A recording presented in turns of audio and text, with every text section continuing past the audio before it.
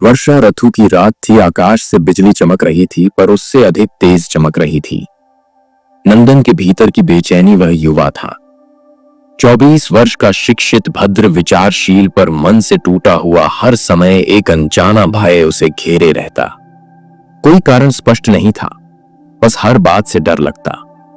भविष्य से, अकेलेपन से, हार से, मरने से, और तो और जीने से भी। रात को वह अक्सर उठ बैठता, पसीने में भीगा हुआ, हृदय तेज धड़कता। वह छत की ओर देखता और सोचता, क्या यह कभी रुकेगा? नंदन को कोई रोग नहीं था। डॉक्टर ने कहा, तुम्हें चिंता का विकार है, अर्थात पैनिक डिसऑर्डर। पर यह शब्द उसके लिए अजनबी थे। उसे तो सिर्फ इतना पता था कि मन उसकी कैद बन चुका है। जब उसका मन टूटने की कगार पर था, तब एक दिन गांव में किसी ने कहा, किसी से मार्ग पूछना है तो बुद्ध के पास जा, वे कपिल वस्तु से दूर नहीं है।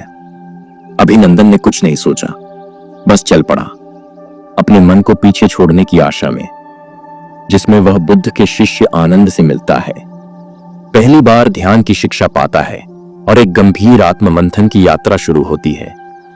तीसरे दिन की यात्रा थी। पांवों में छाले थे, पीठ पर बस एक झोली, आंखों में थकान और दिल में एक ही स्थिति में एक ही सवाल, क्या बुद्ध सच में इस बेचैनी का उत्तर जानते हैं?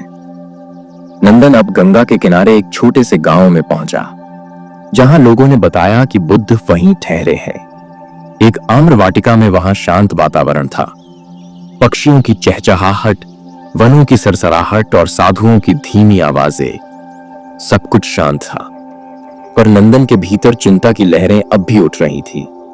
जब वह आम्र वाटिका में पहुंचा तो वहां बैठे एक युवक ने मुस्कुराकर उसे देखा, और वह कोई और नहीं बल्कि वह थे तथागत गौतम बुद्ध के प्रिय शिष्य आनंद। नंदन ने कांपती आवाज में पूछा, क्या मैं बुद्ध से मिल सकता हूं? आनंद ने उसकी आंखों में गहराई से देखा। तुम अंदर बहुत कुछ लेकर आए हो भाई, बुद्ध मिलेंगे, पर पहले तुम स्वयं को सुनो। उस रात नंदन को संघ के एक कक्ष में ठहराया गया। कमरे में सब शांत था, मगर नंदन की सांसें फिर तेज चलने लगी। उसकी छाती में भारीपन था, पसीना बह रहा था, मन में एक अनकही चीख उठ रही थी, मैं मर जाऊंगा, कोई नहीं है मेरा, मैं पागल हो रहा हूं। वह भागकर कक्ष से बाहर निकला। चंद्रमा की रोशनी में आम्र वृक्षों की छाया उसकी ओर बढ़ती प्रतीत हो रही थी। उसी समय पीछे से एक शांत स्वर आया, क्या तुम अपने मन से भाग रहे हो वत्स? नंदन पीछे मुड़ा। वहां गौतम बुद्ध स्वयं खड़े थे, उनका चेहरा शांत, आंखें करुणामयी, और स्वर गूंजता हुआ। नंदन के घुटने कांप गए। वह भूमि पर बैठ गया। बुद्ध ने धीरे से कहा, वत्स, चिंता कोई शत्रु नहीं, वह तो एक सूचना है कि तुम्हारा मन वर्तमान से भटक गया। घबराहट एक शिक्षक है जो कहता है, देखो अपने भीतर। नंदन रो पड़ा, भगवान मैं थक गया हूं, मुझे कुछ भी ठीक नहीं लगता। मैं हर समय डरता हूं कि कुछ बुरा होगा। कभी सांस नहीं आती, कभी लगने लगता है कि मैं मर जाऊंगा। बुद्ध ने एक पत्ता उठाया और बोले, वत्स, यह पत्ता आज गिरा है क्या? इसे कोई रोक पाया नहीं। नंदन ने कहा, तो फिर भविष्य के पत्तों को गिरने से रोकने की चिंता क्यों? क्या तुम जीवन की नदी को पीछे बहा सकते हो? नंदन ने पहली बार कुछ शांत अनुभव किया।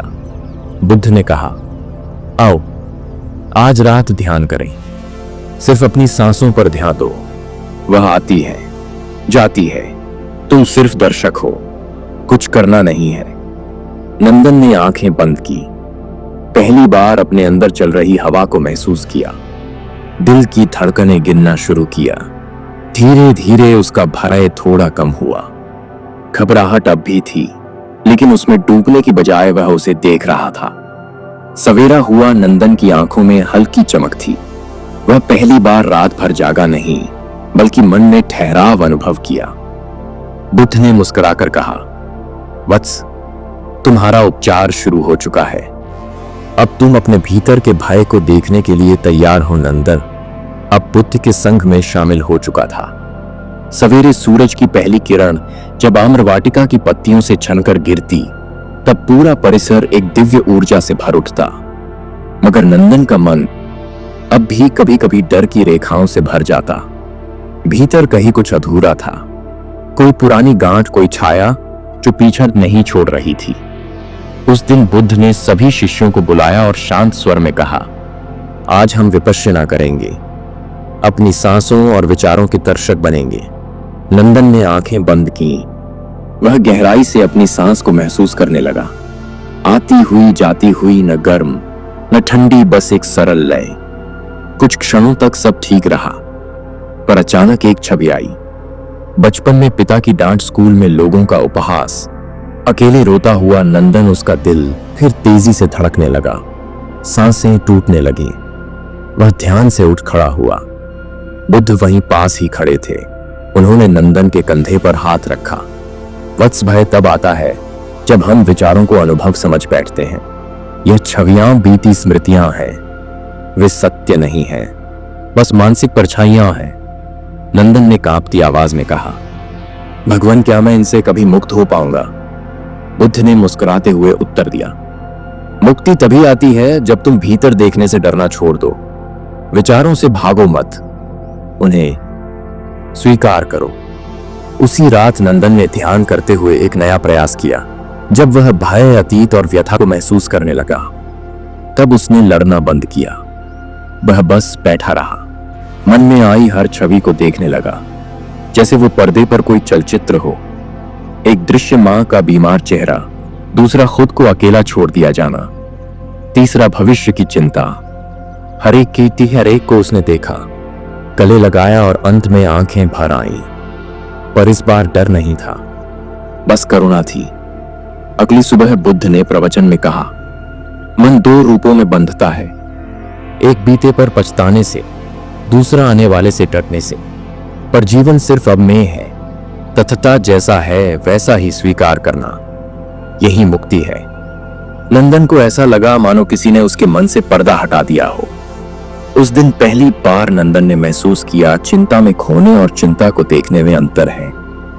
डर को समझो, उस पर ध्यान दो, वह खुद ही ढहने लगता है। जहां बुद्ध नंदन को उन 5 कारणों का बोध कराते हैं जो इंसान को डर, चिंता और घबराहट के जाल में बांधते हैं। 3 दिन बीत चुके थे। नंदन अब पहले से अधिक स्थिर अनुभव कर रहा था। घबराहट की लहरें अब भी आती थीं, लेकिन वह उनमें डूबता नहीं था। वह उन्हें देखता, स्वीकार करता और छोड़ देता। उस सुबह बुद्ध ने शिष्यों को आम्रवाटिका के नीचे एकत्र किया। वातावरण में मधुर सुगंध थी, पक्षियों की आवाजें शांत संगीत की तरह लग रही थीं। बुद्ध ने सभी की ओर देखकर कहा, मन की अशांति के 5 मूल कारण हैं। जब तक ये बांधे रहेंगे, चिंता, भय और पीड़ा बनी रहेगी। बुद्ध बोले, जब मन लगातार चाहता है, मान, पैसा, प्रेम, सुख, और जब ये नहीं मिलते, तब आता है डर खोने का, असफल होने का। नंदन को याद आया कैसे वह हर समय कुछ पाने की दौड़ में जीता था और हर असफलता उसे भीतर से तोड़ देती थी। अति इच्छा मन को चिंता की आग में झोंकती है। संतोष ही पहली शांति है। बुद्ध ने जमीन से एक बीज उठाया। देखो, यह बीज, यह नहीं डरता कि वह वृक्ष बनेगा या नहीं, वह बस अपनी वर्तमान स्थिति में पूर्ण है। पर मनुष्य, वह हर पल भविष्य को लेकर डरता है। नंदन ने सिर झुका लिया। उसे याद आया, अगर मैं असफल हुआ तो, अगर सब कुछ छिन गया तो, अगर मैं अकेला रह गया तो, यह अगर मगर की चिंता ही भय की जड़ है। बुद्ध बोले, जब तुम खुद की तुलना दूसरों से करते हो, तब असंतोष जन्म लेता है, और असंतोष से भय कहीं मैं कम न साबित हो जाऊं। नंदन को स्कूल के दिन याद आए, जब वह हमेशा दूसरों से पीछे महसूस करता था। तब से ही वह किसी और जैसा बनने की दौड़ में था। तुलना से न कभी प्रेम उपजता है, न शांति स्वयं से मिलो। वहीं से मुक्ति शुरू होती है। बुद्ध बोले, जब तुम अपने डर, दुख या विफलता को स्वीकार नहीं करते, तो वह और मजबूत होकर लौटते हैं। अस्वीकार का मन हमेशा उलझा रहता है। नंदन ने सोचा, मैं हमेशा अपने डर से भागता रहा। मैंने कभी उससे आंख मिलाकर नहीं कहा, तू भी मेरा हिस्सा है। स्वीकार ही वो दीप है जो घबराहट के अंधेरे को मिटाता है। बुद्ध बोले, मैं की भावना मैं ही केंद्र हूं। मेरे साथ ही क्यों हुआ, यह सबसे गहरा बंधन है। जब मैं मिटता है तब डर भी मिटता है। नंदन ने अनुभव किया, जब भी वह खुद को एक पीड़ित मानता था तब चिंता बढ़ जाती थी, पर जब वह सबका हिस्सा बनता था, सेवा करता था, मौन होता था, तब राहत मिलती थी। बुद्ध ने कहा, वत्सो, ये 5 बंधन ही डर के जड़ हैं।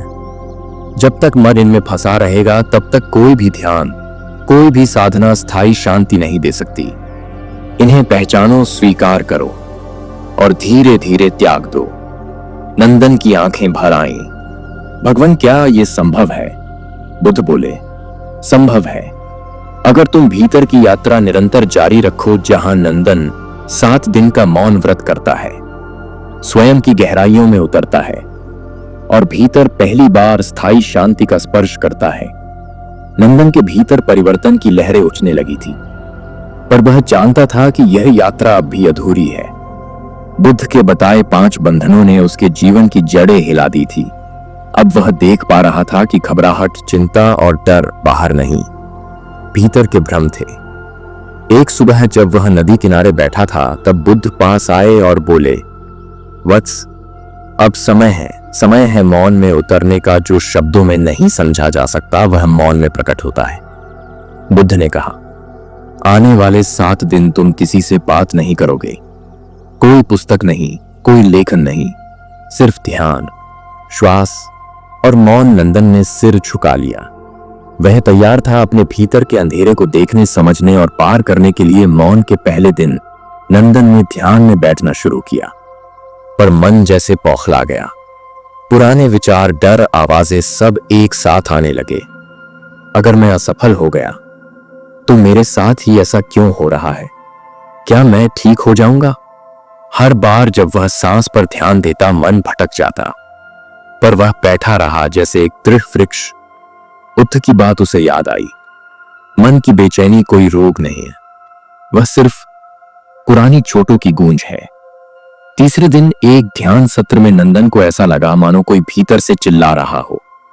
एक दृश्य, जब वह बचपन में कुएं में गिरते गिरते बचा था, तब से उसे अंधेरे से डर लगता था। वह कभी नहीं समझ पाया कि वह डर घबराहट में कैसे बदल गया। उसने इस बार उस दृश्य को रोका नहीं, उसने उसे देखा, स्वीकारा, महसूस किया, और पहली बार वह दृश्य शांत होकर चला गया। उसका शरीर कांप रहा था, लेकिन मन गहरा हो रहा था। अब वह अधिक गहराई से बैठने लगा। सांसों की आवाज अब संगीत बन गई थी। उसका शरीर शांत, आंखें बंद, लेकिन भीतर प्रकाश था। वह देख पा रहा था कि डर, चिंता और घबराहट मन के बादलों की तरह हैं। वे आते हैं पर चले जाते हैं। मैं बादल नहीं हूं, मैं आकाश हूं। उसने पास ही एक कीट को देखा जो एक पौधे की पत्ती से गिर गया। पहले वह उसे अनदेखा करता, पर अब उसे उठाकर एक जगह बैठा दिया। पहली बार नंदन को किसी और के प्रति करुणा अनुभव हुई। मौन ने उसे अपने से अलग जीवों की पीड़ा को देखने की शक्ति दी, और यही से उसके अंदर मैं की भावना कम होने लगी। अंतिम दिन ध्यान के दौरान उसे कोई भय नहीं आया, कोई विचार नहीं, सिर्फ शांति, मौन और उपस्थिति। जब उसने आंखें खोली तो वह रो पड़ा, पर इस बार वे आंसू भय के नहीं, मुक्ति के थे। बुद्ध पास आए। नंदन ने हाथ जोड़ते हुए कहा, भगवान, अब मुझे समझ में आया, मौन सबसे बड़ा गुरु है। बुद्ध मुस्कुराए और बोले, वत्स, अब तुम पहली बार स्वयं से मिले हो। मौन से बड़ी कोई दवा नहीं। जहां नंदन अपने जीवन की सबसे गहरी पीड़ा और चिंता की जड़ तक पहुंचता है। एक छुपी हुई घटना जो उसके पूरे जीवन को संचालित कर रही थी। नंदन का मन अब पहले से शांत था, लेकिन अभी भी भीतर कहीं एक अनसुलझा प्रश्न था। मेरे डर और चिंता की असली जड़ क्या है? बुद्ध ने उसे समझाया। बताओ वत्स, तुम्हारे मन को सबसे अधिक पीड़ा कब हुई थी? ध्यान करते हुए नंदन ने अपनी स्मृतियों को खोला। वह वापस गया अपने बचपन में, एक छोटे से गांव में। जब वह 8 साल का था, वह दिन जब सब कुछ बदल गया। नंदन याद करता है, वह स्कूल से लौट रहा था। रास्ते में बारिश हो रही थी। अचानक एक कुत्ता उसका पीछा करने लगा। डर के मारे वह दौड़ा, पैर फिसले और गिर पड़ा। हाथ पैर घायल हो गए। लोगों ने उसे देखकर हंस दिया। शिक्षक ने डांटा। उस दिन से नंदन के भीतर एक घाव रह गया। मैं कमजोर हूं, मैं असहाय हूं, मुझे हर कोई तिरस्कार करता है। वह बात उसने किसी से साझा नहीं की। वह दर्द उसे मन के भीतर जमा होता गया और धीरे धीरे वह घाव भय और चिंता में बदल गया। अब बुद्ध ने कहा, बताओ, क्या तुम अपने इस भय को स्वीकार कर सकते हो? क्या तुम इसे अपने अंदर जगह दे सकते हो? नंदन ने आंसुओं के साथ कहा, हाँ भगवान, मैं इसे छुपाना नहीं चाहता, मैं इसे स्वीकार करता हूं। इस स्वीकारोक्ति ने नंदन को अंदर से मजबूत कर दिया। वह अब अपने भय को लड़ाई नहीं समझता था, बल्कि एक पुराने मित्र की तरह समझता था, जिसे देखना और समझना था। बुद्ध ने मुस्कुराते हुए कहा, जब तुम भय को स्वीकारते हो, तब वह अपना प्रभाव खो देता है। भय तब तक तुम्हारा गुलाम रहता है, जब तक तुम उसे अपने ऊपर हावी होने देते हो। नंदन ने पहली बार सचमुच महसूस किया, मुक्ति तभी संभव है जब हम अपने अतीत को अपनाते हैं। अब नंदन को अपने अस्तित्व और मन के रहस्यों का पता चलता है और वह समझता है कि डर और चिंता केवल रूपांतरण है। नंदन का मन अब भारी नहीं रहा। उसने भय को स्वीकार किया था और अपनी जड़ों तक पहुंच गया था। पर बुद्ध ने कहा, वत्स, अभी एक अंतिम सत्य बाकी है। तुम्हारे मन की गहराइयों में जो शून्यता है, उसे समझो। बुद्ध ने समझाया, शून्यता का अर्थ है सब कुछ ऐसा है जो स्वयं में स्वतंत्र नहीं। सब वस्तुएं, विचार और भावनाएं परस्पर जुड़ी है। मैं भी एक भ्रम है जो अलग होने का एहसास कराता है। नंदन ने आंखें बंद करके सोचा। उसने महसूस किया कि उसके मैं की पहचान कितनी अस्थिर है। ध्यान में नंदन ने देखा कि उसके विचार और भावनाएं आते जाते हैं, जैसे बादल आकाश में बहते हैं। वे अस्थायी हैं, परंतु उसने उन्हें अपनी असलियत समझ लिया था। बुद्ध ने कहा, जब तुम यह समझ लेते हो कि तुम अपने विचार, अपनी भावनाएं और यहां तक कि शरीर भी स्वयं नहीं हो, तब भय की जड़ अपने आप कट जाती है। नंदन ने अनुभव किया कि वह केवल एक दर्शक है। जो भी आता है वह देखता है, पर उसमें खोता नहीं। बुद्ध ने एक नदी की तरफ इशारा किया। जैसे नदी के पानी के बूंदें अलग हो सकती हैं, पर वे नदी से अलग नहीं है, वैसे ही तुम और तुम्हारे विचार भी अलग नहीं। जब यह बोध होता है तो भय और चिंता अपनी पकड़ छोड़ देते हैं। ध्यान के दौरान नंदन ने महसूस किया, मन की गहराई में एक शांत और खाली स्थान है, जहां न तो भय है, न चिंता, न घबराहट। वह स्थान शून्यता का स्थान था, जहां सब कुछ था, फिर भी कुछ भी नहीं था। नंदन की आंखें खुली। उसका हृदय हल्का था। मन अब नहीं घबराता था, बल्कि आनंदित था। बुद्ध ने मुस्कुराते हुए कहा, वत्स, यही तुम्हारी सच्ची आजादी है। शून्यता में प्रवेश, वही चिंताओं का अंत है। नंदन पूर्ण मुक्ति पाकर ध्यान शिक्षक बनता है और दूसरों को भी चिंता से मुक्त करने का मार्ग दिखाता है। नंदन अब पूर्ण रूप से बदल चुका था। जिस मन ने कभी चिंता, डर और घबराहट का तांडव मचाया था, अब वही मन शांति का घर बन गया था। नंदन ने बुद्ध के आदेश से ध्यान करना जारी रखा, पर अब उसके अंदर जो शांति थी वह अटूट थी। वह केवल स्वयं के लिए नहीं, बल्कि दूसरों के लिए भी शांति का स्रोत बनना चाहता था। वह गांव-गांव गया, जंगल के बीच में बैठा और लोगों को समझाने लगा, चिंता, डर और घबराहट मन के भ्रम हैं, इन्हें पहचानो, स्वीकारो और फिर इन्हें छोड़ दो। लोग उसके पास आकर बैठते, अपनी पीड़ा बताते। नंदन उन्हें अपने अनुभव से बताते कि कैसे उन्होंने भय को परास्त किया। नंदन के कुछ सरल उपदेश थे। सांसों को महसूस करो, भय को जैसे आता है वैसे देखो, उसे लड़ो मत, भागो मत, मौन में बैठो और स्वयं से मिलो। लोगों के चेहरे पर धीरे धीरे मुस्कान आने लगी। घबराहट की जगह विश्वास ने ली। नंदन का यह संदेश दूर दूर तक फैलने लगा। जिन गांवों में वह जाता, लोग भय और चिंता से मुक्त होकर शांति की ओर बढ़ते। एक दिन बुद्ध ने नंदन से कहा, वत्स, तुम्हारी यात्रा समाप्त नहीं हुई, पर तुम्हारा मन अब मुक्त है। इसे दूसरों तक पहुंचाओ और यही सच्चा धर्म है। नंदन ने अपने जीवन के अनुभव से सीखा, डर, चिंता और घबराहट मन के बादल हैं, लेकिन हम आसमान हैं जो उन्हें देखने के बाद भी शांत रहता है।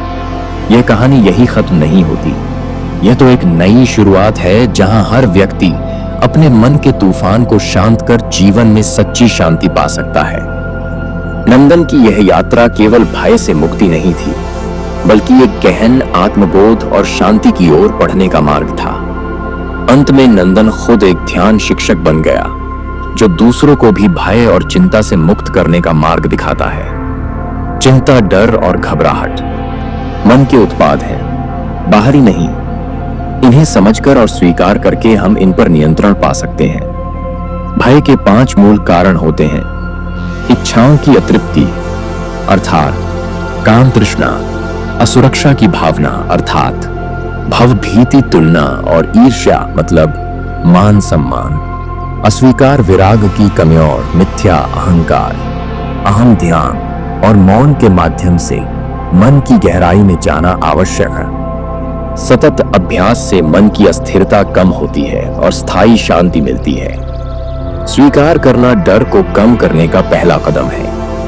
भय को भागने की जगह उसे देखो और समझो शून्यता का अनुभव मन की अंतिम स्वतंत्रता है। जब हम खुद को और अपने विचारों को एक न देखकर केवल दर्शक समझते हैं, तब भय स्वतः समाप्त हो जाता है। ध्यान शिक्षक की भूमिका महत्वपूर्ण होती है। अपने अनुभवों से दूसरों को मार्गदर्शन देना समाज में सकारात्मक बदलाव लाता है। तो दोस्तों, कैसे लगी आज की वीडियो? पसंद आए तो अवनीश विद बुद्धा चैनल को सब्सक्राइब जरूर करें, साथ ही बेल को भी प्रेस कर दें ताकि आने वाली वीडियो आपको सबसे पहले मिले। तब तक के लिए मैं अवनीश कुमार आपसे विदा लेता हुआ और मिलता हूं अगली वीडियो में। नमस्कार, नमो बुद्धा, जय हिंद।